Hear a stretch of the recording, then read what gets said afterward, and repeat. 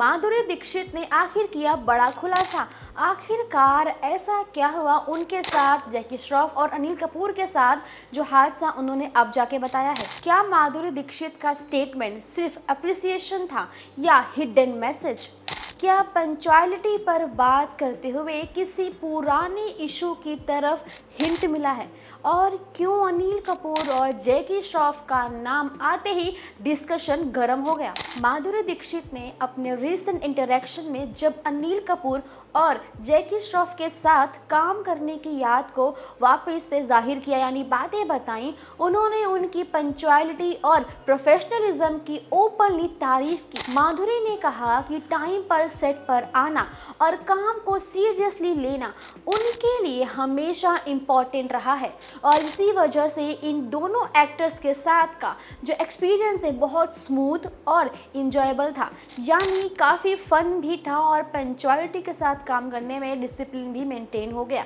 जैसे ही उन्होंने पंक्चुअल को स्टार्स की बात की, वैसे ही सोशल मीडिया पर लोगों ने इस स्टेटमेंट को गोविंदा से जोड़कर देखना स्टार्ट कर दिया, क्योंकि इंडस्ट्री में उनके लेट आने की स्टोरीज पहले से ही सर्कुलेट होती रही हैं। माधुरी ने डायरेक्टली किसी का नाम नहीं लिया, लेकिन टाइम और कॉन्टेक्स्ट ने क्यूरियोसिटी को और ज़्यादा बढ़ा दिया। फैंस का कहना है कि माधुरी का टोन क्लासी और रिस्पेक्टफुल था। उन्होंने कंपैरिजन नहीं किया, बल्कि बस अपना एक्सपीरियंस शेयर किया, यानी जो हुआ है बस उतना बताया। फिर भी लोग इसको स्टबल शेड या अनस्पोकन ट्रुथ के रूप में सबके सामने प्रेजेंट कर रहे हैं। बार बार सोशल मीडिया चीज़ों को घुमा फिरा के दिखाना, भाई वो तो बंद नहीं हो सकता और वही दुनिया कर रही है। अनिल कपूर और जैकी श्रॉफ के साथ माधुरी की ऑन स्क्रीन केमिस्ट्री आइकॉन रही है और उनका ऑफ स्क्रीन डिसिप्लिन भी उनकी वर्किंग स्टाइल का हिस्सा रहा है। माधुरी के वर्ड से क्लियर समझ आता है कि उनके लिए प्रोफेशनलिज्म सिर्फ टैलेंट नहीं बल्कि एटीट्यूड का भी एक पार्ट है।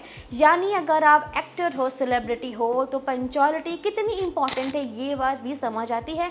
इस डिस्कशन के बीच कई लोग ये भी कह रहे हैं कि बॉलीवुड अब ओपनली डिसिप्लिन और वर्क एथिक्स पर बात करने लगा है। माधुरी का स्टेटमेंट इस चेंजिंग माइंडसेट का एग्जाम्पल माना जा रहा है।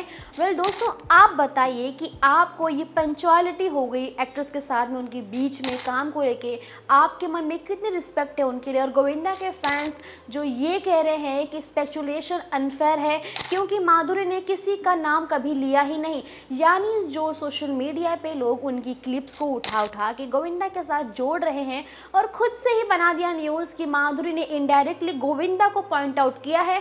ये सब कुछ फेक है, झूठ है, क्योंकि उन्होंने डायरेक्टली कुछ भी नहीं कहा है।